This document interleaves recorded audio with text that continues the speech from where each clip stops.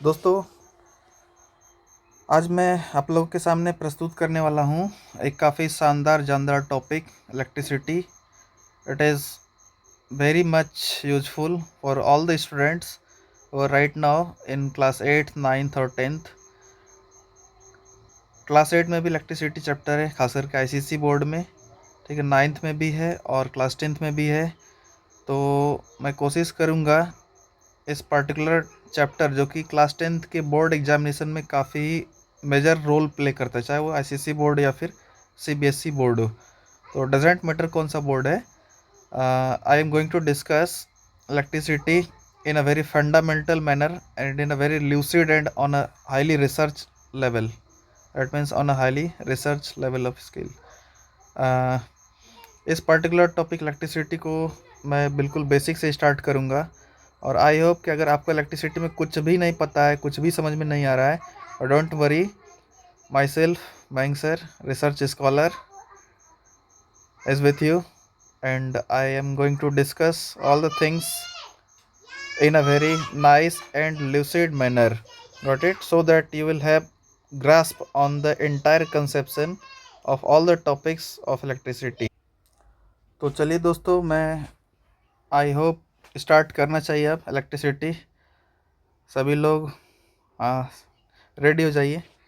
Electricity chapter class 10th में उसी का अच्छा हो सकता है जिसका 9th में बेसिक्स क्लियर हो और 8th में बेसिक्स क्लियर हो। और यहाँ से ही इंजीनियरिंग का भी सफ़र स्टार्ट होता है, चाहे आप मेडिकल फील्ड में जाइए यानी नीट, या फिर जेई, भर भर के क्वेश्चंस आते हैं इलेक्ट्रिसिटी चैप्टर से। इलेक्ट्रिसिटी चैप्टर को ठीक करने के लिए आप लोगों को इलेक्ट्रिसिटी का नॉलेज शानदार तरीके से होना चाहिए और काफ़ी रिसर्च लेवल पर। तो चलिए, let us start the very fundamental topic electricity, and I hope we should go with ahead. बिल्कुल बेसिक से स्टार्ट करूंगा दोस्तों। आप लोगों को पता है कि हम लोग का ये जो पूरा ब्रह्मांड है, यानी जो पूरा यूनिवर्स है, that is made up of matter. Got it? Matter is what? Basically anything that is mass, occupies space and can be perceived by our senses, जिसे मैं फील कर सकता हूँ। जैसे एक टेबल है, टेबल के पास मास भी होता है ना, और वॉल्यूम भी होता है, और ये स्पेस भी ऑक्युपाई करता है ना। तो हम लोग बोलते हैं कि टेबल क्या है? बेसिकली मैटर है। अब सवाल उठता है, मैटर है, ठीक है, मैटर बना किससे है? तो प्राचीन समय से, यानी एंशियंट टाइम से इस बारे में डिस्कशन चलता गया और फाइनली हमें पता चल पाया कि entire matter, that means whole matter, is made up of atoms, very small, smallest particle, that's what we call atom. तो मैटर को जब हमने डिवाइड करा तो हमें इनफाइनाइट स्मॉल डिवीजन पर, मतलब काफ़ी छोटे छोटे छोटे छोटे पार्ट्स में ब्रेकआउट करते हुए एक स्टेज पाया हमने, और उस स्टेज पर हमने मैटर को नाम दिया एटम, है ना। दैट मीन्स क्या? Atom is the smallest individual part of matter.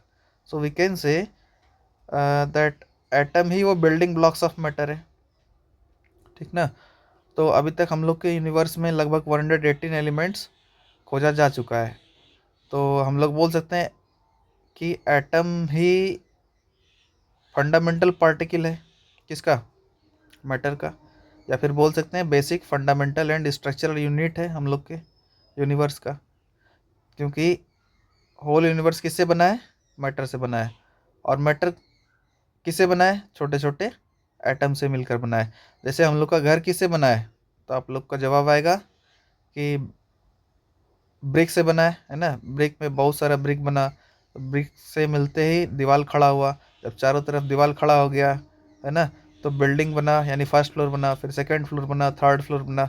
इस तरह से हम लोग बोल सकते हैं कि पूरा बिल्डिंग, अगर किसी एक स्ट्रक्चरल यूनिट के बारे में बात करें तो वो स्ट्रक्चरल यूनिट क्या होगा? अपना ब्रिक होगा, होगा ना। उसी तरह से सवाल उठता है कि पूरा यूनिवर्स किससे बना है? तो जवाब आता है कि whole universe is made up of atoms. अब साइंटिस्ट लोगों ने क्या करा? एटम को एनालाइज करना स्टार्ट किया, ठीक है। तो पता चला कि atom contains 3 basic fundamental subatomic particles, that is first is electron, protons and the third one is neutron। ठीक है, तो अब इसे मैं थोड़ा डिस्क्राइब करके दिखाता हूँ आप लोगों को कि if we consider the structure of atom, got it, this is nucleus। उसके बाद क्या होगा, न्यूक्लियस के बाद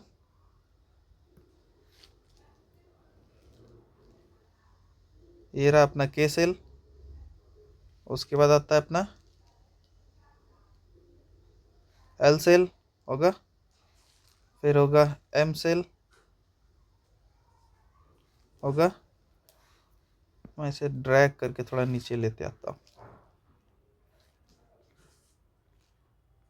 सो this is M cell, K cell, this is nucleus, K cell, L cell, M cell, और उसके बाद आता है अपना N cell. So this is what we call basically here nucleus, this is what is basically nucleus, got it। this is what K cell, this is L cell, this is M cell and this is N cell। इस K cell का capacity कितना है, 2 electrons रखने का। अगला वाला cell में कितना होगा, 8 इलेक्ट्रॉन्स होगा, फिर अगले वाले सेल में 18 इलेक्ट्रॉन्स, फिर अगले वाले में 32 इलेक्ट्रॉन्स। ठीक है, इतने यहाँ तक तो बेसिक सबको पता है। न्यूक्लियस के अंदर क्या क्या चीज़ पाया जाता है, प्रोटॉन्स पाया जाता है और न्यूट्रॉन्स पाया जाता है। Protons are positively charge, neutrons are having no charge, whereas electrons are negatively charged. Electrons basically revolve around the nucleus of the atom by electrostatic force of due to electrostatic force of attraction. यहाँ तक तो confirm है कि electrons जो है वो इस nucleus के चारों ओर क्या करता है, रिवॉल्व करता है। क्यों करता है, क्योंकि इलेक्ट्रोस्टैटिक फोर्स ऑफ अट्रैक्शन इसको बाइंड करके रखा हुआ है, due to electrostatic force of attraction. ठीक है, यहाँ तक तो सर समझ में आ गया। अब सवाल उठता है कि अगर एटम है तो हर एक एलिमेंट का अपना अपना एटम होगा, है ना, और एलिमेंट को हम लोगों ने क्लासीफाई करा है as a metal, non metal and metalloid. और चौथा होता है इनर्ट गैस। इनर्ट गैस तो अनरिएक्टिव है, जो कि रिएक्ट नहीं करता है। रिएक्ट इसलिए नहीं करता है क्योंकि उसका ऑक्टेट कम्प्लीटली फिल्ड होता है ना, और वो बॉन्ड बनाने की हालत में नहीं होता है। अच्छा, सवाल उठता है मेटल के आउटर मोस्ट इलेक्ट्रॉन में, मतलब आउटर मोस्ट ऑर्बिट में। अब सवाल होता है आउटर मोस्ट ऑर्बिट क्या होता है, तो मैं दिखाते चलूँ आप लोगों को कि आउटर मोस्ट ऑर्बिट हम लोग किसको बोलते हैं। दिस इज़ व्हाट, ये जो बाहर वाला ऑर्बिट है इसको हम लोग बोलते हैं आउटर मोस्ट सेल। दूसरा नाम है वैलेंस सेल। वैलेंस सेल के अलावा हम लोग इसको अल्टीमेट सेल के नाम से भी जानते हैं। इसके अंदर वाला जो सेल होता है उसे हम लोग पेनल्टीमेट सेल के नाम से जानते हैं।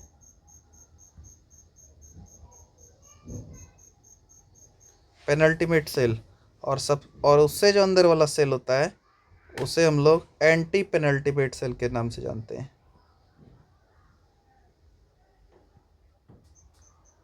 Anti penultimate shell. यहाँ तक क्लियर है? क्या बोले हम लोगों ने क्या डिस्कस करा अभी तक, कि whole universe is made up of matter and matter is itself made up of very smaller particles, जिसको हम लोग क्या बोलते हैं, एटम्स बोलते हैं। एटम्स के अंदर क्या होता है, एनर्जी ज़्यादा होता है। और अगर हम लोग इंटरनल स्ट्रक्चर की बात करें एटम की, तो आप लोग देख पा रहे होंगे कि this is what we call nucleus of an atom, this is what we call K cell, अगला एल सेल, अगला एम सेल, अगला एन सेल। ये सेल क्या है, बेसिकली वो पाथ है जिसके around electrostatic force of attraction के कारण जो आपका इलेक्ट्रॉन है वो रिवॉल्व करते रहता है ना, मतलब ये इलेक्ट्रॉन्स जो है वो रिवॉल्व करते रहता है अराउंड दिस न्यूक्लियस। अब सवाल उठता है जो भी ऑर्बिट है उसे हम लोगों ने कैसे नाम दिया है, सबसे बाहरी ऑर्बिट जो है जिसको हम लोग बोलते हैं वैलेंस शेल, वैलेंस शेल का दूसरा नाम है अल्टीमेट शेल।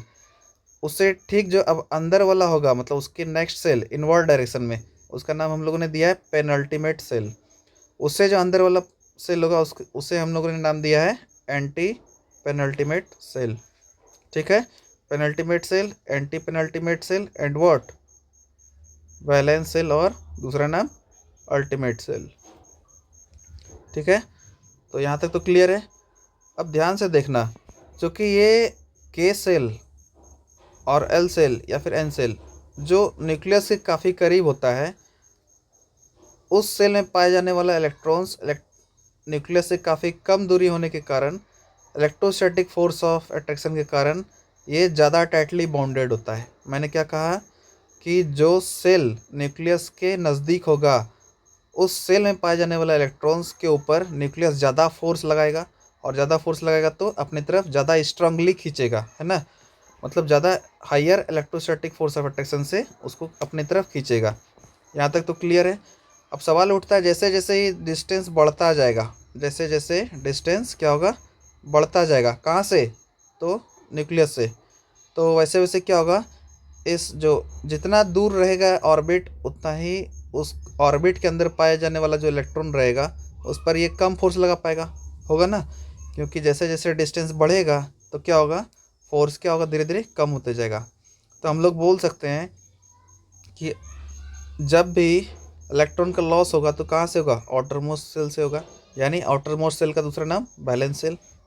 ठीक है, अब तुम लोग को एक चीज़ और बता देते हैं हम, कि अगर हम लोग मास के बारे में बात करें, एक थ्योरी था रेजिन पुडिंग थ्योरी। क्या बोले, रेजिन पुडिंग थ्योरी। इसके अकॉर्डिंग क्या होता है, अगर एक एक बीकर है, ठीक है, उसमें मैंने वाटर ले लिया, उसमें मैंने क्या किया, वाटर ले लिया, उसमें ग्राम को मैंने डाल दिया, ग्राम यानी चना, चना को जैसे ही डालेंगे ना तो क्या होगा, जो लाइटर वाला चना होगा वो तो ऊपर ही फ्लोट करेगा क्योंकि उसका मास कम है, और जिसका मास ज़्यादा है वो वाला चना नीचे बॉटम में सेटल डाउन हो जाएगा, मतलब नीचे बॉटम की तरफ चला जाएगा। क्यों गया, क्योंकि उसका मास क्या है, ज़्यादा है। और जिसका मास कम है यानी छिलका है ना वो क्या करेगा, इसके ऊपर फ्लोट करेगा। ये तो कन्फर्म है। क्यों फ्लोट करेगा, क्योंकि उसका मास कम है। जिसका मास ज़्यादा है वो नीचे चला जाएगा, यानी सेंटर पर नीचे की ओर चला जाएगा, मतलब बॉटम पर चला जाएगा। अब ज़रा सा एटम को एनालाइज करके देखो, ये जो एटम दिख रहा है ना, इसके अंदर 3 सब एटॉमिक पार्टिकल्स है। कौन कौन सा, प्रोटॉन्स, न्यूट्रॉन्स और तीसरा इलेक्ट्रॉन्स। इस प्रोटॉन और न्यूट्रॉन का मास काफ़ी ज़्यादा होता है, किसके कंपैरिजन में, इलेक्ट्रॉन्स के कंपैरिजन में लगभग 10,000 टाइम्स मोर होता है। किसका, किसका मास, तो प्रोटॉन्स और न्यूट्रॉन्स का मास। तो तुमको लगता है कि जिसका मास ज़्यादा होगा वो बॉटम में सेटल डाउन हो जाएगा। बॉटम मतलब जैसे इस केस में हुआ था, इसका मास ज़्यादा था, वो क्या हो गया था, बॉटम में सेटल डाउन। तो यहाँ पर बताओ, इस एटम के अंदर बताओ कि प्रोटॉन्स और न्यूट्रॉन का मास क्या है, लगभग 10,000 टाइम्स ग्रेटर, किससे, इलेक्ट्रॉन से। तो क्या ये एटम के, ये जो एटम दिख रहा है पूरा का पूरा एटम, इस पूरे एटम के, ये जो एटम दिख रहा है, ये दिख रहा है ना, ये पूरा एटम यहाँ से लेके यहाँ तक देख लो, इसका बॉटम वाला कौन सा पोर्शन है, ये वाला पोर्शन है, ये तुम्हारा बॉटम वाला पोर्शन है ना। तो क्या होगा, जो भी हैवियर पार्टिकल है, और हैवियर पार्टिकल कौन है, एक प्रोटॉन दूसरा न्यूट्रॉन, ये दोनों क्या हो जाएगा, सेटल डाउन हो जाएगा। कहाँ पे, at the bottom of this entire atom, इस पूरे एंटायर एटम के बॉटम में जाकर के गिर जाएगा। चारों ओर से जो है बॉटम कौन दिख रहा है, तो बस और बस ये न्यूक्लियस दिख रहा है, इसके तरफ जाएगा और जाकर के गिर जाएगा, जाकर के गिर जाएगा। इसका मतलब इसके बॉटम में गिर जाएगा, इसका कहने का मतलब क्या हुआ, इसके सेंटर में गिर जाएगा। और बेसिकली ये सेंटर कौन है, तो न्यूक्लियस है। इसका मतलब हम लोग बोल सकते हैं कि प्रोटॉन्स और न्यूट्रॉन्स कहाँ पर पाया जाएगा, न्यूक्लियस ऑफ द एटम। यहाँ तक तो कन्फर्म है कि it will be found at the nucleus of the atom. कौन कौन, प्रोटॉन्स और न्यूट्रॉन्स। ठीक है, यहाँ तक तो सर क्लियर है। अब सवाल उठता है इलेक्ट्रॉन। इलेक्ट्रॉन चूँकि लाइटर है, तो लाइटर है तो वो क्या करता है, रिवॉल्व करते रहता है, किसके ऊपर, किसके चारों ओर, तो न्यूक्लियस के चारों ओर, इन अ फिक्स्ड ऑर्बिट। और उस ऑर्बिट का हमने नाम दिया है, कौन कौन सा नाम है जो जनरली हम लोग कंसिडर करते हैं, कौन कौन सा है, फर्स्ट इसके cell, L cell, M cell और एन सेल। यहाँ तक भी सर क्लियर है। अब बताओ सर होता क्या है, चार्ज पर तो आओ। रुको आ रहे हैं, चार्ज पर ही आ रहे हैं, लेकिन उससे पहले इन डेप्थ नॉलेज होना चाहिए, उस चीज़ को डिस्क्राइब करके हम चलेंगे। अब तुम लोग को एक चीज़ और बताते हैं, अगर एक टेबल ले लें, ठीक है, सपोज दैट एक टेबल है, ठीक है, टेबल के ऊपर हम वुड का पाउडर रख दिए, ठीक है, वुड का पाउडर रख दिए, और टेबल भी जो है वो खुद भी वुड से बना हुआ है, ये टेबल भी खुद वुड से बना हुआ है, और बगल में एक फ़ैन, स्टैंड फैन लगा दिए, और स्टैंड फैन को ऑन कर दिए। स्टैंड फैन से बताओ एयर ब्लो करेगा? एयर ब्लो अगर करेगा तो बताओ हमको कि वो किसको उड़ाएगा, इस टेबल को उड़ाएगा या टेबल पे रखे पाउडर को उड़ाएगा? तो ऑब्वियस सा बात है, जवाब यही होगा कि सर टेबल पर रखा जो पाउडर है वो क्या हो जाएगा, उड़ जाएगा। क्यों उड़ जाएगा? क्योंकि वो एयर के थ्रू एयर को फोर्स को सह नहीं पाया और अपने प्लेस से डिस्प्लेस हो गया। ऐसा क्यों हुआ सर, ऐसा क्यों हुआ ये बताइए? ये ऐसा इसलिए हुआ क्योंकि ये लाइटर पार्टिकल्स था, मतलब हल्का पार्टिकल था, और टेबल का जो सरफेस था वो भी तो वुड से बना हुआ था, लेकिन वो वुड जो था वो ज़्यादा हैवियर था इसके कंपैरिजन में। तो अगर लाइटर पार्टिकल्स हो वो तो आसानी से उड़ जाएगा, और जो हैवियर पार्टिकल्स है वो उतना आसानी से नहीं जाएगा। तो अब बताओ इस एटम को हम मेरे को देख के बताओ, यहाँ पर लाइटर पार्टिकल कौन है? क्या प्रोटॉन है लाइटर पार्टिकल? नहीं सर। न्यूट्रॉन? वो भी नहीं सर, क्योंकि वो तो सेंटर में गिर गया था। क्यों गिर गया था? तो ज़्यादा मास होने के कारण सर, ये रेजिनफोल्डिंग थ्योरी अपने को बता रही है ना। अच्छा, तो फिर लाइटर कौन था? सर इलेक्ट्रॉन लाइटर था, इलेक्ट्रॉन इसके चारों ओर घूम रहा था और वो लाइटर था। अब हमको बताओ, जैसे इसमें कोई फोर्स ड्राइव किया इसको, तो उड़ा कौन? क्या ये टेबल उड़ा या इस पर रखा हुआ पाउडर उड़ा? तो जवाब आएगा कि सर पाउडर उड़ गया। तो अब यहाँ पर बताओ मुझे कि जब भी कोई एक्सटर्नल फोर्स होगा तो किसको ड्राइव करेगा, प्रोटॉन्स और न्यूट्रॉन्स को या इलेक्ट्रॉन्स को? सर जी इलेक्ट्रॉन्स को ड्राइव करेगा। क्यों करेगा? क्योंकि सर उसका मास लाइटर है और इस दोनों का मास ज़्यादा है। तो यहाँ तक तो कंसेप्शन समझ में आ गया होगा कि जिसका मास लाइटर होगा, मतलब जिसका मास कम होगा, वही किसी भी फोर्स को, किसी एक्सटर्नल फोर्स से आ, अपने प्लेस से डिस्प्लेस होगा। जैसे इस केस में क्या हुआ था, ये पाउडर डिस्प्लेस हो गया था, ना कि पूरा टेबल। टेबल तो पंखा के हवा से नहीं उड़ा था, उड़ा कौन था? ये रखा हुआ पाउडर उड़ा था। ठीक है सर, यहाँ तक तो समझ में आ गया। अब बताओ कहना क्या चाह रहे हो? बस कुछ नहीं करना बेटे, अब यहाँ पर ध्यान से देखना, अब यहाँ पर ध्यान से देखना। इस एटम के बारे में हम लोगों ने देखा कि प्रोटॉन्स भी है, न्यूट्रॉन्स भी है और इलेक्ट्रॉन्स भी है। जब भी कोई फोर्स ड्राइव आउट होगा तो किसको ड्राइव करके लेके जाएगा? तो इलेक्ट्रॉन्स को लेके जाएगा। ठीक है सर, यहाँ तक तो क्लियर है। अब मैंने क्या करा, एक कंडक्टर को ले लिया, ठीक है, if I take a conductor, got it, if you take a conductor और if we assume a conductor. क्या जब पूरा यूनिवर्स एटम से बना हुआ है तो क्या ये कंडक्टर भी एटम से बना हुआ होगा? हाँ सर, ये भी कंडक्टर एटम से बना हुआ है। ठीक है, क्या जब ये एटम से बना हुआ है तो हर एक एटम में भी इलेक्ट्रॉन्स, प्रोटॉन्स और न्यूट्रॉन्स होगा? बिल्कुल सर, क्योंकि पूरा यूनिवर्स ही एटम से बना हुआ है, क्योंकि पूरा यूनिवर्स मैटर से बना है, और हर एक मैटर किससे बना है? तो एटम से बना है। ठीक है, इसका मतलब इस कंडक्टर के अंदर भी क्या होगा? ज़रूर से ज़रूर एटम होगा। ठीक है सर, क्या एटम के अंदर इलेक्ट्रॉन्स, प्रोटॉन्स और न्यूट्रॉन्स होंगे? बिल्कुल सर, इलेक्ट्रॉन्स, प्रोटॉन्स, न्यूट्रॉन्स होंगे। क्या प्रोटॉन्स और न्यूट्रॉन्स सेंटर में होंगे? बिल्कुल सर, हर एक एटम के सेंटर में होंगे सर। तो अब मुझे बताओ कि रिवॉल्व कौन करेगा? सर इलेक्ट्रॉन रिवॉल्व करेगा। इसका मतलब जब भी कोई फोर्स इस कंडक्टर के ऊपर लगेगा तो रिवॉल्व कौन करेगा इसके सरफेस से? तो सर इलेक्ट्रॉन रिवॉल्व करेगा। ठीक है, अब एक बात बताता हूँ, एक एटम जिसे मैं भली भांति अच्छे से वाकिफ़ हूँ, सोडियम, ठीक है, सोडियम का जनरल नोटेशन लिख रहा हूँ, यहाँ पर 11, यहाँ पर 23। पता होगा ना, कोई भी एलिमेंट को हम लोग इस तरह से रिप्रेजेंट कर सकते हैं, Z, X, A। जेड क्या रिप्रेजेंट करता है? Atomic number. और ए क्या रिप्रेजेंट करता है? Atomic mass. इसका मतलब एटॉमिक नंबर जो है सोडियम का वो क्या है? 11 है। हाँ सर, इसका मतलब एटॉमिक नंबर अगर 11 है, मतलब हम लोग बोल सकते हैं कि जितना एटॉमिक नंबर होता है उतना ही क्या होता है? नंबर ऑफ प्रोटॉन्स होता है। तो सर नंबर ऑफ प्रोटॉन्स तो मुझे पता चल गया, वो कितना है? 11 है। सर नंबर ऑफ न्यूट्रॉन्स मेरे को पता है, नंबर ऑफ न्यूट्रॉन्स क्या होता है, ए माइनस जेड, मतलब 23 minus 11 which is 12। Number of neutrons पता है सर। सर एक और चीज़ पता है मुझे, क्या क्या क्या बताऊँ? सर जितना नंबर ऑफ प्रोटॉन्स होता है उतना ही नंबर ऑफ इलेक्ट्रॉन्स भी होता है। अच्छा, ऐसा बात है। हाँ, इसका मतलब नंबर ऑफ इलेक्ट्रॉन्स भी कितना हो जाए तब, 11 हो जाएगा। यानी हम लोग बोल सकते हैं सोडियम एटम के अंदर नंबर ऑफ प्रोटॉन्स 11, मतलब 11p। और सर नंबर ऑफ इलेक्ट्रॉन्स भी क्या होगा, 11 होगा। ठीक है। अगर हम लोग सोडियम के इलेक्ट्रॉनिक कन्फिग्रेशन के बारे में बात करें तो इसका इलेक्ट्रॉनिक कन्फिग्रेशन कैसा होगा, 281। ठीक है सर। इसका मतलब जो इनर मोस्ट सेल होगा उसमें कितना होगा, ये तो न्यूक्लियस रहा, ये के सेल रहा, ये रहा अपना एल सेल, और ये रहा एम सेल होगा, ये अपना होगा, ये अपना होगा एम सेल, होगा ना। ये न्यूक्लियस, ये K cell, L cell, M shell. Sir ji यहाँ पर तो 2 इलेक्ट्रॉन आएगा क्योंकि के सेल की कैपेसिटी 2 है, 2 रखने की है। एल सेल में सर ये 8 वाला चला जाएगा, तो 1 2 3 4 5 6 7 8 इलेक्ट्रॉन चला गया। अब सर ये जो 1 इलेक्ट्रॉन है ये तो सर आउटर मोस्ट ऑर्बिट में जाएगा। अच्छा, अब मेरे को बताओ, क्या ये दोनों काफ़ी करीब है न्यूक्लियस के? हाँ सर, ये दोनों तो करीब है। ठीक है सर, ये भी करीब है।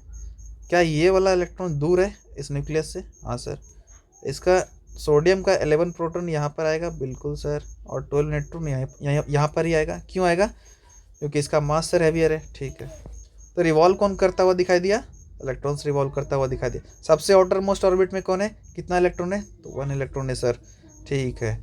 इसका मतलब जब भी गेन और लॉस होगा तो किसका हो सकता है, इस इलेक्ट्रॉन्स का हो सकता है। ठीक है, यहाँ तक भी क्लियर है। अब मैं एक बात बताता हूँ, जब 0 केल्विन के बारे में बात करें तो ये क्या होता है, जैसे ही 0 केल्विन के बारे में, अगर हम लोग 0 केल्विन के ऊपर बात करें तो ये उस कंडीशन में रहता है इलेक्ट्रॉन की इसके सरफेस को छोड़ सकता है। ठीक है। लेकिन अगर इसका टेम्परेचर 3/2 KT, मतलब रूम टेम्परेचर के अकॉर्डिंग आ जाए, यानी जो भी रूम टेम्परेचर मान के चलो 30 डिग्री हो, 35 डिग्री सेल्सियस हो, उस केस में क्या होता है, इलेक्ट्रॉन ईजिली एनर्जी गेन कर लेता है। और एनर्जी गेन करके क्या करता है, इस एटम के इस एटम के ये आउटर मोस्ट सरफेस को, यानी इस आउटर मोस्ट वैलेंस सेल को लिव करके ये क्या करता है, लिव कर देता है किसके, सोडियम एटम के आउटर मोस्ट सेल को, जो कि हम लोग वैलेंस सेल के नाम से जानते हैं। वैलेंस सेल क्या करता है, इसको लीव कर देता है। जैसे ये लीव करेगा, मैंने क्या कहा कि इसके आउटर मोस्ट ऑर्बिट को लीव किया है। ठीक है, मेटल यानी इस कंडक्टर को लीव नहीं किया है। तो ये क्या करता है, इलेक्ट्रॉन इसके आउटर मोस्ट सेल से लीव करके सरफेस ऑफ कंडक्टर के ऊपर आ जाता है। मतलब अगर ये कंडक्टर है, कंडक्टर सपोज दैट कॉपर का बना हुआ है, ठीक है, या फिर सपोज दैट ये कंडक्टर एल्युमिनियम का बना हुआ है। ठीक है, तो एल्युमिनियम का इलेक्ट्रॉनिक कन्फिग्रेशन क्या होगा, 283। इसका मतलब क्लियर सा बात है कि ये इनर मोस्ट सेल में होगा, ये थोड़ा सा दूर पे ये होगा, और ये इलेक्ट्रॉन्स जो क्या होगा, वैलेंस सेल में आएगा। तो जब भी कोई फोर्स ड्राइव आउट होगा तो बताओ कितना, कौन सा इलेक्ट्रॉन्स निकल के आएगा, बाहरी वाला इलेक्ट्रॉन आएगा। तो ये क्या होता है, रूम टेम्परेचर के ऊपर, ध्यान से सुनना मैं क्या करने जा रहा हूँ। रूम टेम्परेचर पर जैसे ये आता है, कौन, ये एल्युमिनियम, पहले तो 0 केल्विन पर था, तो क्या था, अपने ही आउटर मोस्ट सेल से चिपका हुआ था। ठीक है, आउटर मोस्ट सेल से। लेकिन जैसे ये रूम टेम्परेचर के ऊपर आया, इसका एनर्जी बढ़ा। ठीक है सर, एनर्जी बढ़ा, और ये जैसे एनर्जी बढ़ता है तो क्या करता है, अपने एटम को लीव करके, यानी एटम का जो भी स्ट्रक्चर होगा एल्युमिनियम का, उसके बैलेंस सेल से ये 3 इलेक्ट्रॉन जो आउटर मोस्ट इलेक्ट्रॉन है वो लीव कर देता है। और लीव करके पता है क्या करता है, फ्रीली मूव करता है किसके ऊपर, तो ये जो सरफेस है, ये जो सरफेस है किसका, ये एल्युमिनियम का जो सरफेस है ये वाला, इसके ऊपर ये 3 इलेक्ट्रॉन आसानी से रिवॉल्व करता है। ठीक है, 3 इलेक्ट्रॉन हर एक एटम का। तो हम लोग बोल सकते हैं कि इसके सरफेस के ऊपर कौन सा इलेक्ट्रॉन आ गया सर, तो फ्री इलेक्ट्रॉन्स आ गया। क्या ये फ्री इलेक्ट्रॉन्स रिवॉल्व भी करता है? हाँ सर, बिल्कुल रिवॉल्व करता है। ठीक है, तो हम लोग बोल सकते हैं कि ये जो कंडक्टर है, इसके सरफेस के ऊपर हर एक एटम का तीन तीन तीन तीन तीन तीन तीन तीन इलेक्ट्रॉन्स रिवॉल्व करेगा। हाँ सर, बिल्कुल करेगा। क्या वो रैंडमली रिवॉल्व करेगा? हाँ सर, बिल्कुल रिवॉल्व करेगा। इसका मतलब हम लोग बोल सकते हैं कि किसी भी कंडक्टर के ऊपर जब 0 केल्विन पर टेम्परेचर रहता है, तब तो आउटर मोस्ट सेल में जो इलेक्ट्रॉन है वो उसके अंदर ही रहता है। लेकिन जैसे ही क्या होता है, ये रूम टेम्परेचर पर आता है तो अपने आउटर मोस्ट ऑर्बिट को छोड़ करके, ऐसा क्यों करता है? क्योंकि एनर्जी गेन कर लेता है। और एनर्जी गेन करके क्या करता है, जिस भी सरफेस के ऊपर, मतलब जो भी मटेरियल ले ले हम, जैसे एल्युमिनियम है तो एल्युमिनियम का एक पूरा मैटर होगा होगा ना। अगर ये एल्युमिनियम का मैटर है तभी तो उसके अंदर एटम है। तो हर एक एटम क्या करता है, अपने वैलेंस इलेक्ट्रॉन से, मतलब अपने आउटर मोस्ट ऑर्बिट से वैलेंस इलेक्ट्रॉन को लीव कराता है। मतलब वो जो आउटर मोस्ट ऑर्बिट में जो इलेक्ट्रॉन्स है वो उसके सरफेस को लीव कर देता है। और लीव करके क्या करता है, जो कंडक्टर का जो सरफेस है, यानी ये वाला सरफेस ये दिख रहा है ना, इसके ऊपर फ्लोट करने लग जाता है। तो उसी पर्टिकुलर चीज़ को हम लोग बोलते हैं, वो जो पर्टिकुलर इलेक्ट्रॉन है जो सरफेस पर पाया जा रहा है, उसे हम लोग फ्री इलेक्ट्रॉन्स के नाम से जानते हैं। तो फ्री इलेक्ट्रॉन्स का कंसेप्ट क्लियर हो गया? बिल्कुल। एक बार शॉर्ट में बोल देते हैं कि जब भी किसी कंडक्टर को हम लोग ले लें, क्या कंडक्टर मैटर है? हाँ सर, बिल्कुल मैटर है। क्या कंडक्टर एटम से बना हुआ है? बिल्कुल बना हुआ है। क्या जब 0 केल्विन पर कंडक्टर रखा होगा तो उस केस में क्या होगा, बताओ तो? जब 0 केल्विन पर कंडक्टर रखा होगा तो उस केस में क्या होगा? सर जी, उस केस में तो वैलेंस इलेक्ट्रॉन पर ही सारा इलेक्ट्रॉन्स रहेगा। मतलब सारा इलेक्ट्रॉन्स अपने वैलेंस सेल में ही रहेगा। हाँ, और जैसे ही रूम टेम्परेचर के बारे में हम लोग बात करें तो उस केस में क्या होगा? सर जी, उस केस में ये जो वैलेंस इलेक्ट्रॉन है ना, अपने आउटर मोस्ट ऑर्बिट को लीव करके कंडक्टर के सरफेस पर फ्लो करता हुआ दिखाई देगा। क्या उसी फ्लो करते हुए फ्लोटिंग इलेक्ट्रॉन्स को हम लोग फ्री इलेक्ट्रॉन्स बोलते हैं? बिल्कुल सर। तो उसी को क्या कहते हैं हम लोग? फ्री इलेक्ट्रॉन्स कहते हैं। अब ध्यान से देखना, एक टॉपिक बोल रहे हैं। अगर हम लोग सोडियम ले लें, Na, this is 11, here it is 23। क्या क्या था, नंबर ऑफ इलेक्ट्रॉन्स क्या था? सर 11 प्रोटॉन था और 11 इलेक्ट्रॉन था और 12 सर न्यूट्रॉन था। ठीक है, अब इस केस में मैंने क्या करा, सपोज दैट इसका इलेक्ट्रॉनिक कन्फिग्रेशन के बारे में बात करें तो 281। आउटर मोस्ट इलेक्ट्रॉन से बताओ तो इसका कितना हो सकता है? एक इलेक्ट्रॉन का लॉस हो सकता है। बिल्कुल सर, एक इलेक्ट्रॉन लॉस हो जाएगा। तो जिस दिन एक इलेक्ट्रॉन का लॉस होगा उस दिन हम लोग बोल सकते हैं कि प्रोटॉन तो 11 बच गया, लेकिन अब इलेक्ट्रॉन कितना बच गया सर? तो इलेक्ट्रॉन तो सर 10 ही बच गया। ठीक है, यानी हम लोग बोल सकते हैं प्लस वाला 11 है और माइनस वाला कितना है सर? तो 10 है। ठीक है, यानी इलेक्ट्रॉन तो नेगेटिवली चार्ज है ना, तो माइनस का 10, और प्रोटॉन तो पॉजिटिवली चार्ज, तो हम लोग बोल सकते हैं प्लस का 11। तो सर नेट चार्ज निकाल के दिखाओ कितना आ रहा है। नेट चार्ज अगर मैं देखूं, ठीक है, दोनों को प्लस करके, तो ये प्लस का 11 माइनस का 10 मिल करके कितना बच जाएगा? प्लस का 1। इसीलिए जो एटम है ये सोडियम का, ये जैसे ही एक इलेक्ट्रॉन लूज करता है तो हम लोग बोलते हैं Na plus ion is formed. और ये बेसिकली ये जो प्लस दिख रहा है ना, this is what we call positive charge. Chlorine के बारे में अगर हम लोग बात करें तो chlorine, suppose that if I talk about chlorine, atomic number 17, इसका मतलब 17 प्रोटॉन्स होगा, 17 इलेक्ट्रॉन्स भी होगा, और न्यूट्रॉन से अपने को कोई लेना देना नहीं है। तो बेसिकली नंबर ऑफ इलेक्ट्रॉन्स कितना हो गया? 17 हो गया सर। अब इसके बारे में अगर बात करें तो ये nucleus, K cell, L cell और यहाँ पर एम सेल होगा। 2 इलेक्ट्रॉन तो यहाँ पर जाएगा, 8 इलेक्ट्रॉन यहाँ जाएगा, 7 इलेक्ट्रॉन यहाँ पर जाएगा। वैलेंस सेल में कितना इलेक्ट्रॉन? 7 सर। इसका मतलब अगर इसको ऑक्टेट कंप्लीट करना है तो क्या एक इलेक्ट्रॉन का गेन करेगा? ठीक है सर, इलेक्ट्रॉन तो गेन हो गया 1। तब जैसे ही एक इलेक्ट्रॉन गेन करेगा तो बताओ यहाँ पर 17 इलेक्ट्रॉन के बदले तब कितना हो जाएगा? 18 इलेक्ट्रॉन हो जाएगा। ठीक है, और प्रोटॉन कितना रह गया अपने पास? 17 ही रह गया सर। तो प्रोटॉन पर तो पॉजिटिव चार्ज होता है, तो इसका मतलब प्लस का 17, और इलेक्ट्रॉन पर क्या होता है? नेगेटिव चार्ज होता है, तो सर माइनस का 18। नेट चार्ज दोनों को ऐड करके देखो तो कितना आएगा? नेट चार्ज कितना आएगा? सर जी ये तो माइनस का 1 आ गया।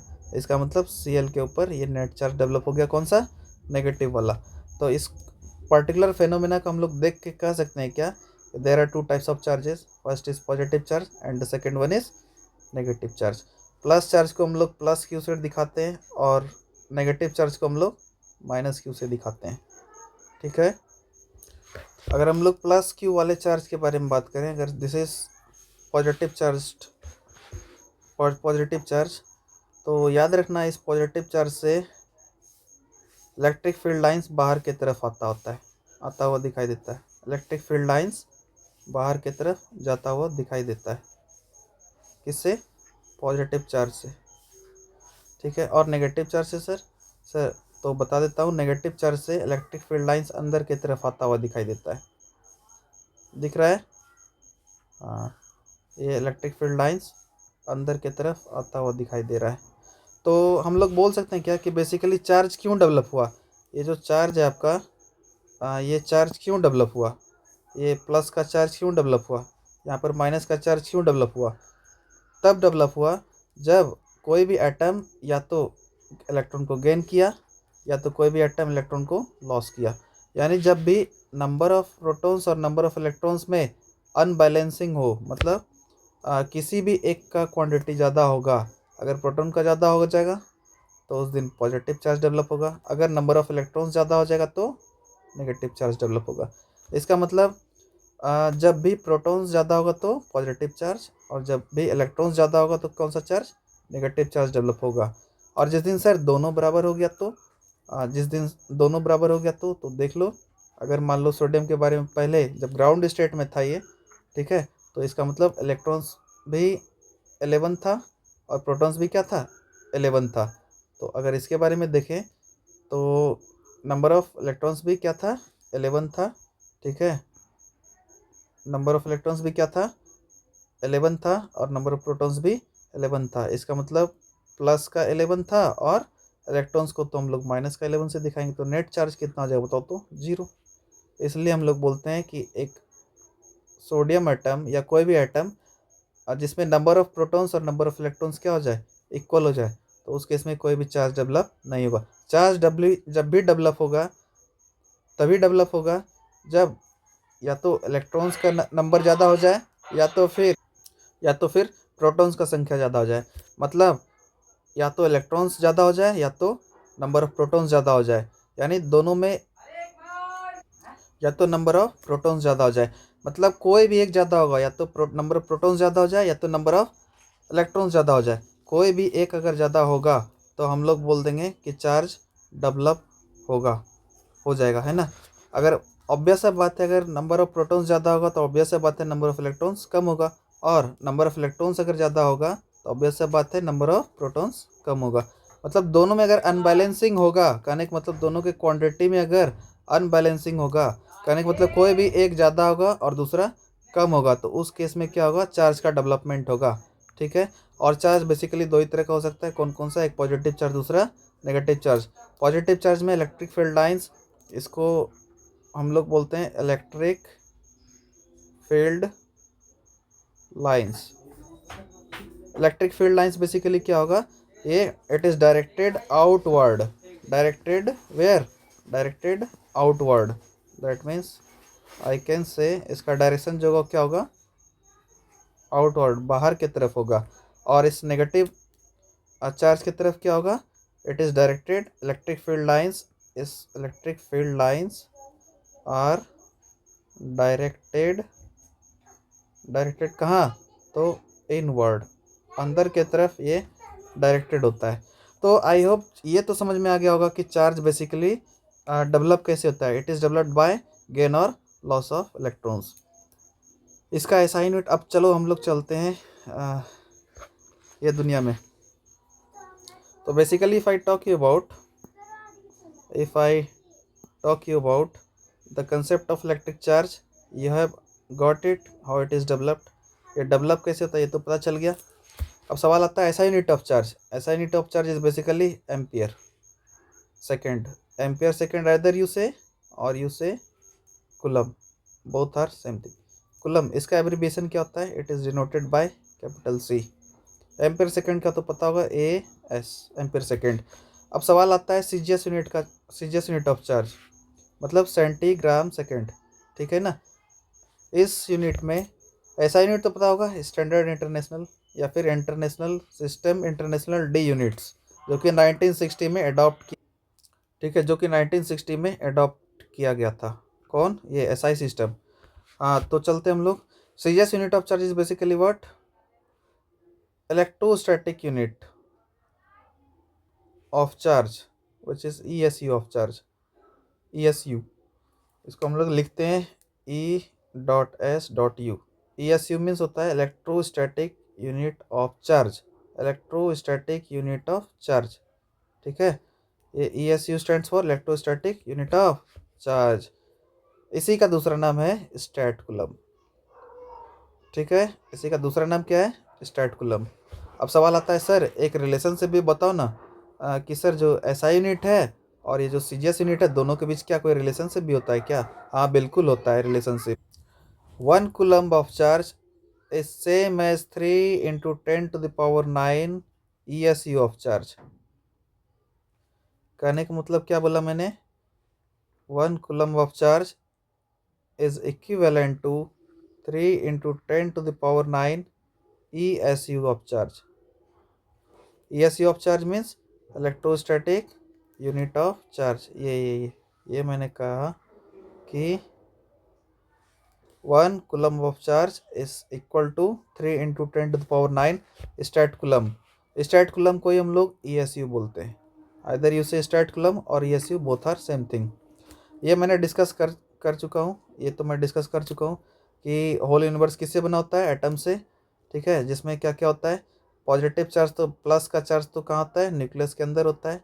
और एक और चीज़ होता है न्यूट्रॉन, जिसमें कोई चार्ज होता ही नहीं है, तो जो चार्ज ही नहीं तो बात क्यों करें हम उसमें, है ना। और दूसरा होता है नेगेटिव चार्ज, जो कौन कैरी करता है? तो इलेक्ट्रॉन कैरी करता है। इलेक्ट्रॉन कहाँ रहता है? तो revolving, it revolve, keeps on revolving around the nucleus of an atom by और due to electrostatic force of attraction. अब सवाल आता है कि हम लोग सर चार्ज कैसे प्रोड्यूस कर सकते हैं? We can produce charge by either of this 3 methods. Either just by friction, मैंने क्या करा, एबोनाइट रॉड लिया और सिल्क क्लॉथ लिया, दोनों को रब कर दिया, तो भी चार्ज प्रोड्यूस होगा, है ना। और भी बहुत सारा मेथड है। कोई भी दो ऑब्जेक्ट को अगर रब करेंगे तो क्या होगा? चार्ज डेवलप होगा।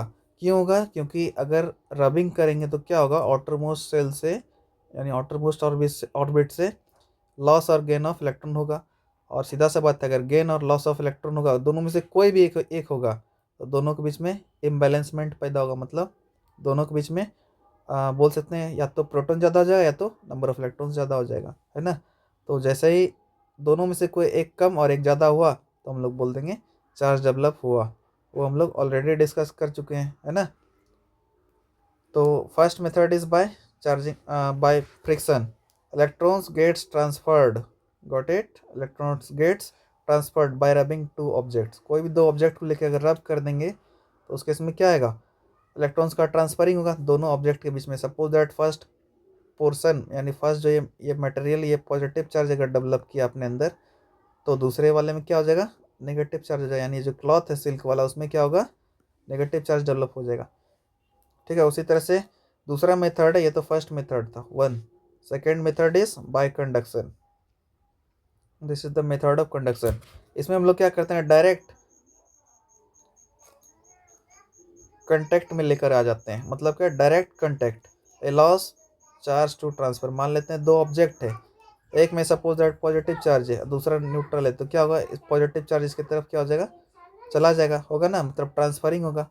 और ट्रांसफरिंग होगा तो इसका मतलब ये पहले तो कोई चार्ज नहीं था, बट इसके ऊपर चार्ज आ गया। क्यों आ गया? इसके ट्रांसफर के कारण आ गया सर। इसके कांटेक्ट में आया और ये भी पॉजिटिवली चार्ज हो गया, है ना। अब इसका एक रियल लाइफ एग्जांपल बता देते हैं। जैसे मान लो कोई सीधा साधा सा बच्चा है, अगर वो मान लो किसी बदमाश बच्चे के संपर्क में आएगा डायरेक्ट कांटेक्ट में, तो सीधा सा बात है उसके अंदर भी थोड़ा थोड़ा बदमाशी आ जाएगी, है ना। तो वही चीज़ है, ये चार्ज्ड बॉडी था और ये क्या था? अनचार्ज्ड बॉडी था। जैसे इसके कांटेक्ट में आया और वो भी डायरेक्ट कांटेक्ट में, तो सीधा सा बात है इसका गुण तो इसमें आएगा ही ना। हम लोग बोल सकते हैं इसका चार्ज इसके अंदर डेवलप हो गया। Third method is the method of induction. This is the method of induction. This is done by charge separation that occurs without direct contact. कहने का मतलब ये कैसे होता है, अगर मान लो एक पॉजिटिवली चार्ज्ड पार्टिकल है या पॉजिटिवली चार्ज स्फीयर है, इसका मतलब हर जगह क्या है sir, plus plus plus plus plus plus plus, हाँ बिल्कुल। दूसरे जगह मतलब दूसरे आरएचएस में राइट हैंड साइड में अपना एक न्यूट्रल ऑब्जेक्ट, न्यूट्रल ऑब्जेक्ट कहने का मतलब न्यूट्रल है मतलब नो चार्ज है। अब सर ये कैसे हो सकता है सर, सपोज दैट मान ले 15 प्रोटॉन है और 15 ही इलेक्ट्रॉन है, तो प्रोटॉन पर का चार्ज प्लस, इलेक्ट्रॉन पर का चार्ज माइनस, नेट चार्ज निकाल के देखो तो कितना आ रहा है, जीरो। इसका मतलब ये जीरो है, मतलब ये न्यूट्रल है। मतलब तब हो सकता है जबकि नंबर ऑफ प्रोटॉन्स उतना ही हो, जब और नंबर ऑफ इलेक्ट्रॉन्स भी उतना ही है। तो मैंने डिस्कस कर चुका हूँ, ये मैं डिस्कस कर चुका हूँ। अगर नंबर ऑफ प्रोटॉन्स और नंबर ऑफ इलेक्ट्रॉन्स क्या हो जाए, सेम हो जाए, तो उस केस में क्या होगा, वो ऑब्जेक्ट क्या रहेगा, उस पर नेट चार्ज जीरो हो जाएगा। और नेट चार्ज जैसे जीरो होगा तो हम लोग बोल सकते हैं वो क्या है, अनचार्ज बॉडी है, मतलब उसके ऊपर कोई चार्ज डेवलप नहीं हुआ। अरे चार्ज डेवलप कब होता है, जब इलेक्ट्रॉन्स का गेन हो जाए या तो लॉस हो जाए। अगर दोनों में से दोनों इक्वल है, इसका मतलब ना तो गेन हुआ ना तो लॉस हुआ है, और दोनों जब क्वांटिटी दोनों का सेम है, इसका मतलब नेट चार्ज वहाँ पर क्या है, जीरो। ठीक है, तो ये क्या है, न्यूट्रल है। इसका मतलब हम लोग बोल सकते हैं कि अगर 50% इसमें पॉजिटिव है तो 50% क्या होगा, नेगेटिव भी होगा सर। ठीक है सर।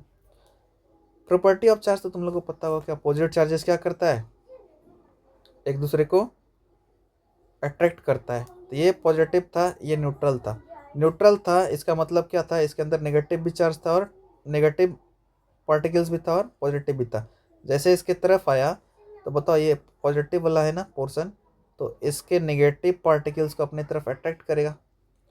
तो जितना भी सारा नेगेटिव पार्टिकल्स था सारा मिल करके आधा आधा बढ़ जाएगा, सारा नेगेटिव पार्टिकल्स इसकी तरफ आ गया, और बचा हुआ पॉजिटिव पार्टिकल्स, क्योंकि पॉजिटिव पॉजिटिव क्या करता है, रिपेल भी करता है, तो सारा पॉजिटिव पार्टिकल रिपेल होकर एक इस साइड जमा हो गया।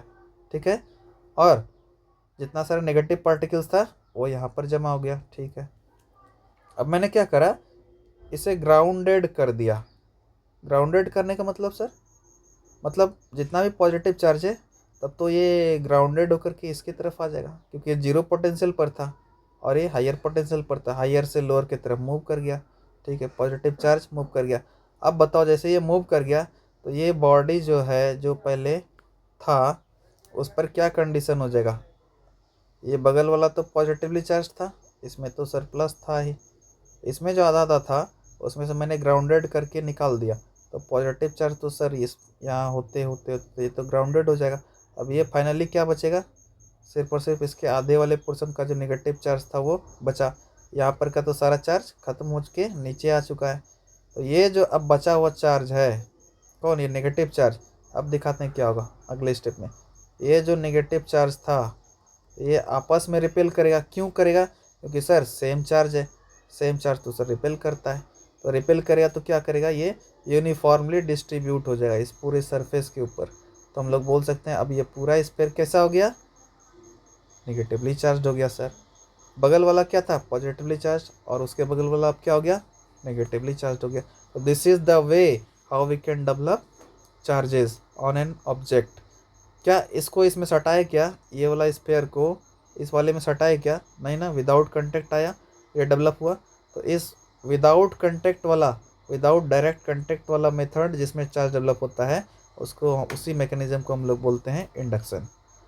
Got it. थोड़ा डिटेल में चार्ज को डिस्कस कर रहा हूँ ताकि आप लोगों को कभी भी 11th-12th भर इंजीनियरिंग लेवल तक में कभी कोई दिक्कत नहीं आएगा। अगर इस वीडियो को देख लिया आपने तो कंफर्म रहो कि इलेक्ट्रिसिटी तो बिल्कुल स्ट्रांग हो जाएगा। इलेक्ट्रिसिटी चैप्टर मतलब बेसिक्स अगर स्ट्रांग है ना तो हर पोर्शन आपका स्ट्रांग हो जाएगा। ठीक है, आपको लग रहा होगा ये एक घंटा के आसपास का लग रहा है वीडियो, है ना, तो 15-15 20-20 मिनट करके देखो, इंटरवल पर देखो। कहने का मतलब 15 मिनट देख लिए, फिर आधा घंटा के बाद फिर से 15 मिनट देख लिए, या फिर आधा घंटा देख लिए, फिर थोड़ा देर के बाद फिर से जो बचा हुआ पोर्शन है उसको देख लिए, है ना। बट याद रखना, ये ज़िंदगी का 1 घंटा दे सकते हो अगर तो दे दो, क्योंकि ये आपके इलेक्ट्रिसिटी चैप्टर को काफ़ी स्ट्रॉन्ग कर देगा। कहने का मतलब अगर इस वीडियो को आप लोगों ने देख लिया तो इलेक्ट्रिसिटी चैप्टर में काफ़ी ग्रास्प आ जाएगा, कहने का मतलब काफ़ी स्ट्रॉन्ग हो जाएगा, है ना। और स्ट्रेंथ ही तो आजकल सब चीज़ का हर जगह का रिक्वायरमेंट है ना। Now we are moving to the next portion, that is quantization of charge. अब ये क्वांटाइजेशन ऑफ चार्ज क्या है सर? ये तो बिल्कुल न्यू चीज़ है, ये तो अपने सिलेबस में भी शायद बहुत कम है, शायद है भी नहीं बुक में, है ना। तो मैं बता दूं आप लोगों को कि जब भी इलेक्ट्रॉन या प्रोटॉन्स के बारे में, चार्ज के बारे में हम लोग डिस्कस करें, सपोज दैट वन इलेक्ट्रॉन है, सबको पता है वन इलेक्ट्रॉन में कितना चार्ज होगा सर? -1.6 इंटू 10⁻⁻19 कूलम, इतना चार्ज होगा। वन प्रोटॉन के ऊपर कितना होगा सर? ये प्लस का, क्योंकि ये तो पॉजिटिव चार्ज कैरी करता है, ये माइनस का इसलिए क्योंकि ये नेगेटिव चार्ज कैरी करता है। तो चार्ज तो वही रहेगा, बट उसमें साइन बस चेंज हो जाएगा। 1.6 इंटू 10⁻⁻19 कूलम, ठीक है। अब एक जवाब देना मेरे को कि सर एक इलेक्ट्रॉन हो सकता है, ठीक है, दो इलेक्ट्रॉन हो सकता है, ठीक है, तीन इलेक्ट्रॉन भी हो सकता है, ठीक है, क्या 3.5 इलेक्ट्रॉन हो सकता है क्या? 2.5 इलेक्ट्रॉन हो सकता है क्या? 5.2 इलेक्ट्रॉन्स हो सकता है क्या? अरे कभी 1.5 आदमी देखा है क्या तुम लोग? 5 आदमी देखे होगे, 6 आदमी देखे होगे रोड पे, लेकिन 5.5 आदमी देखा है क्या कभी? नहीं ना। कहने का मतलब क्या कि जब भी ये एग्जिस्ट करता है तो क्या होल एग्जिस्ट करता है, एज अ होल। कभी देखा क्या आधा आदमी जा रहा है, पौने आदमी जा रहा है, ऐसा होता है क्या? नहीं ना। दुकान वाले को अगर जाके हम बोले कि दुकान वाले भैया मेरे को बिस्कुट चाहिए, तो क्या आधा पैकेट खोल के देगा क्या, या पूरा पैकेट कहेगा खरीदने के लिए मेरे को?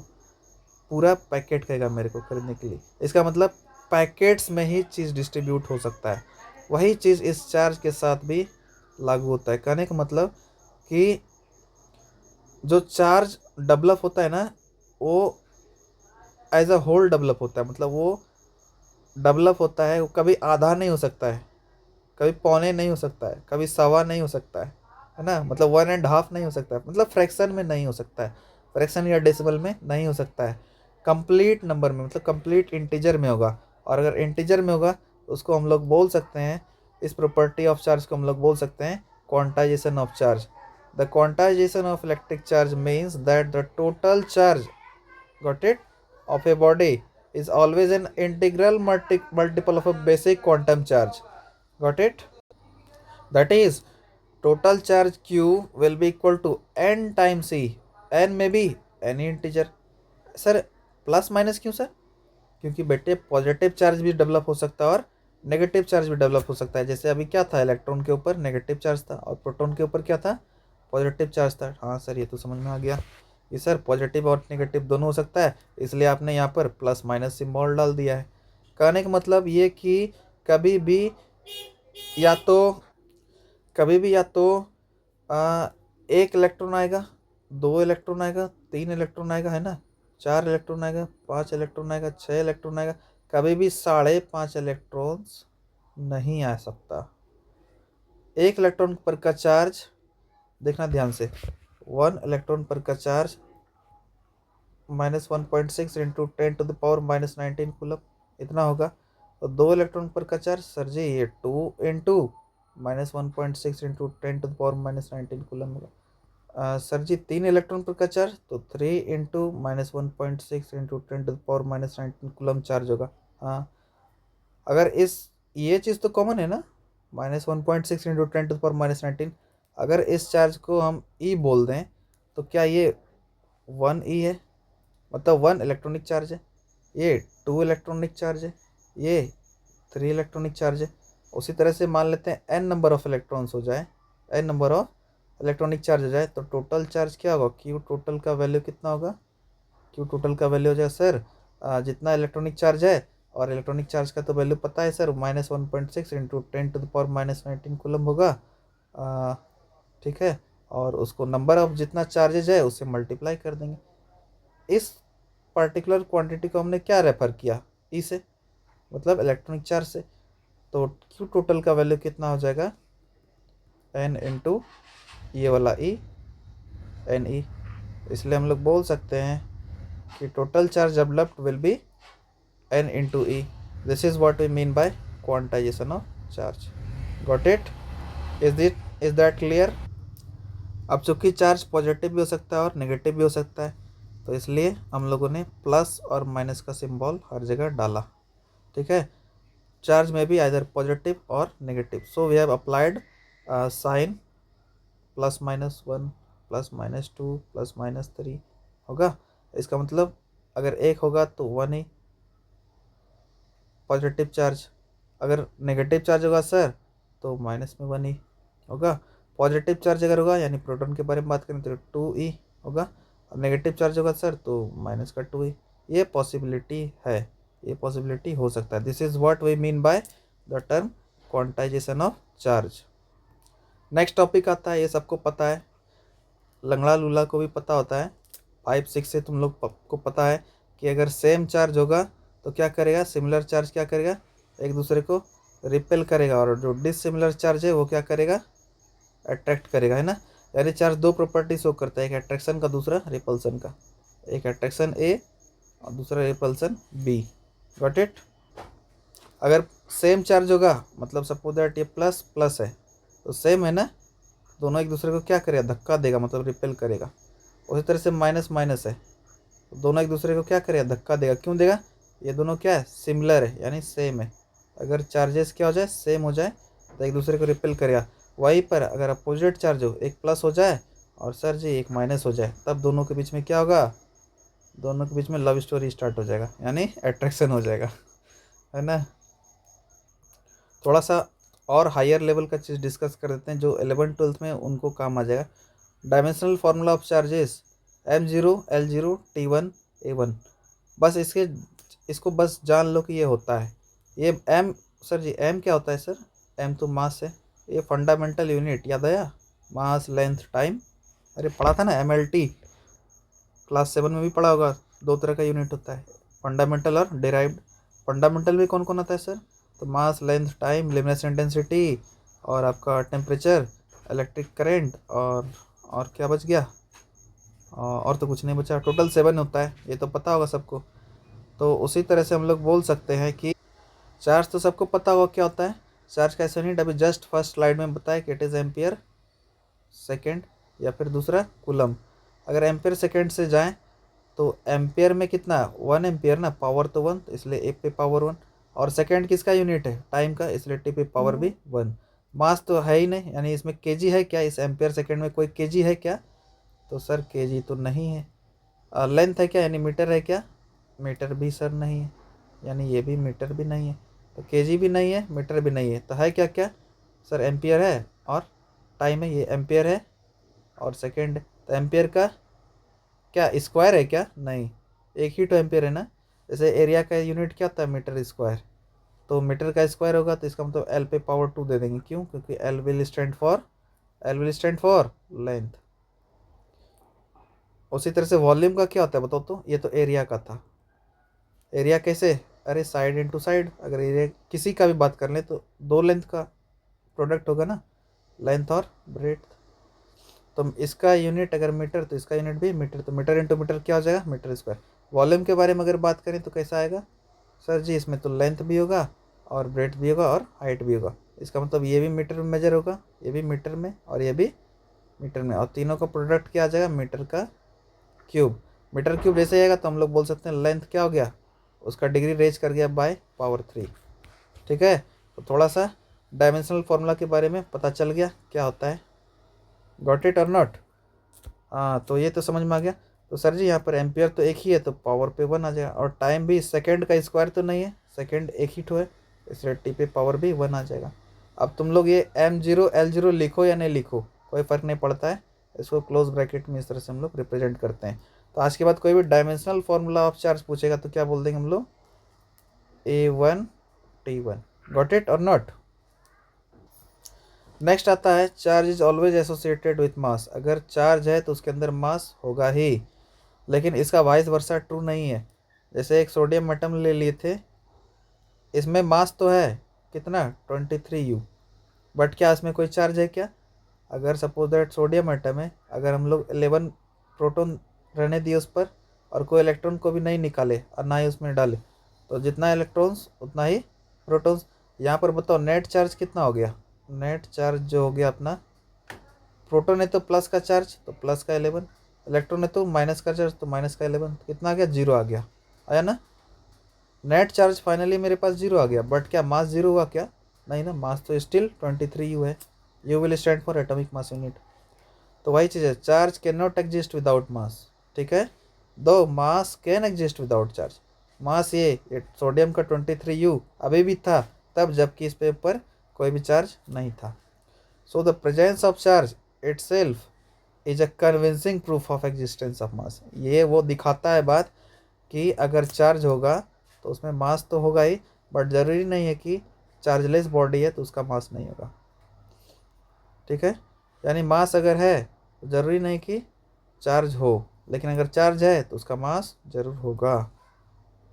इन charging the mass of body changes. हाँ, चार्ज करेंगे तो क्या होगा, बॉडी का मास तो घट ही सकता है या फिर बढ़ भी सकता है ना, क्योंकि लॉस ऑफ इलेक्ट्रॉन होगा, और इलेक्ट्रॉन का भी मास होता है, हम लोग को पता है प्रोटॉन का भी मास होता है। प्रोटॉन से तो कोई लेना देना है नहीं, या तो इलेक्ट्रॉन जाएगा या तो इलेक्ट्रॉन निकलेगा। इलेक्ट्रॉन अगर निकल जाए तो भी मास में हेरा फेरी होगा, और इलेक्ट्रॉन चला जाए तो भी, यानी इलेक्ट्रॉन उसके अंदर चला जाए तो भी मास बढ़ जाएगा। देखो, when a body is given positive charge its mass decreases. क्यों होगा, क्योंकि पॉजिटिव चार्ज आते ही हम लोग बोलते हैं कि एक इलेक्ट्रॉन का लॉस हो गया, और जैसे एक इलेक्ट्रॉन लॉस होगा, जैसे ये सोडियम के केस में था, एक इलेक्ट्रॉन लॉस हुआ तो क्या बन गया, सोडियम के ऊपर पॉजिटिव चार्ज। पॉजिटिव चार्ज तब बना जबकि एक इलेक्ट्रॉन का लॉस हो गया, और लॉस हुआ तो बताओ, एक इलेक्ट्रॉन में तो कुछ मास था ना, वो तो घट गया ना, मतलब कम हो गया ना, इसलिए हम लोग बोलते हैं its mass decreases. When a body is given negative charge, अगर नेगेटिव चार्ज दे दें तो its mass increases. Negative charge देने का मतलब इलेक्ट्रॉन आया, और अगर इलेक्ट्रॉन आया तो ऑब्वियस सा बात है कि मास बढ़ेगा। नेक्स्ट प्रॉपर्टी है चार्ज इनवेरिएंट, मतलब ये कभी वेरी नहीं हो सकता है। Charge independent of the frame of reference, किसी भी फ्रेम में लेकर के जाए, जितना चार्ज का वैल्यू यहाँ पर है उतना ही स्पेस में भी होगा, है ना, उतना ही मून पर भी होगा, उतना ही सन पर भी होगा, उतना ही मार्स पर होगा, हर जगह होगा। It is independent upon the of frame of reference. ये फ्रेम ऑफ रेफरेंस पर डिपेंड नहीं करता है कि हम लोग कहाँ से देख रहे हैं। हाँ, it not change whatever beat speed, कोई भी स्पीड से भी ट्रेवल करे तो कोई भी, तो डजेंट मैटर, उसका वैल्यू जो वो सेम ही रह जाएगा। ठीक है, उसके बाद नेक्स्ट प्रॉपर्टी चार्ज का कि चार्ज इज कंजर्व्ड।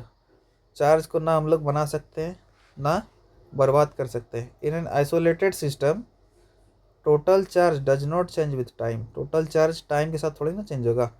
दो इंडिविजुअल चार्ज में चेंज हो सकता है, एक ज़्यादा हो जाए एक कम हो जाए, लेकिन टोटल चार्ज जो रहेगा वो कांस्टेंट रहेगा। ठीक है, अगर मान लो किसी बॉडी से चार्ज गया तो दूसरे में तो जाएगा ना, यहाँ का ख़त्म हुआ तो वहाँ तो प्रोड्यूस हो गया। एक बॉडी है, दूसरा बॉडी है, इसका चार्ज यहाँ पर ट्रांसफ़र हो गया, यहाँ से मानते हैं ख़त्म हो गया, मतलब यहाँ से कम हो गया, लेकिन वहाँ तो जाके बढ़ गया ना, तो ओवरऑल वही चार्ज रह गया ना, भले उसका प्लेस चेंज हो जाए यहाँ के बदले यहाँ, बट ओवरऑल तो रह गया ना वही। तो हम लोग बोल सकते हैं चार्ज को ना तो हम लोग बना सकते हैं ना तो ख़त्म कर सकते हैं। Charge can neither be created nor it can be destroyed. Conservation of charge is also found to hold good in all types of reactions, either chemical or atomic or nuclear reaction. No exception to the rule has even been found. आज तक कोई इसके प्रति कोई exception का requirement अपने को नहीं हुआ है, based on the all researches till the date that is observed. लगभग 1 आवर होने वाला है। आई होप चार्ज के बारे में तो हर चीज़ आप लोगों को पता चल गया। इतना अगर चार्ज के बारे में जान लिए तो कंफर्म सा बात है कि करेंट भी अच्छा लगेगा, है ना। आ, अगर आप लोग मेरे से पढ़ना चाहते हो, ठीक है, लाइव, तो I teach on zoom. You just give me you just call me on my WhatsApp.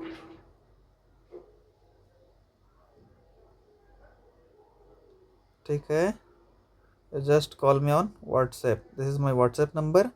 आप लोग अगर मेरे से फिजिक्स, केमिस्ट्री और बायो, और ख़ास करके मैथमेटिक्स जेई लेवल तक का, यानी JEE Mains and JEE advance, है ना, आईआईटी जेई प्रिपरेशन, अपने स्कूलिंग के साथ साथ यानी 8, 9 और 10 के साथ साथ अगर फाउंडेशन लगता है कि आप लोग को कि करना चाहिए कि सर मैं तो आईआईटीएन बनूंगा, मैं तो सर एनआईटीएन बनूंगा, मैं तो टॉप मोस्ट इंजीनियरिंग कॉलेज में एडमिशन लूँगा इंडिया के, है ना, जो कि खास करके आईआईटी है, आईआईटी बॉम्बे, आईआईटी दिल्ली, है ना, आईआईटी खड़गपुर।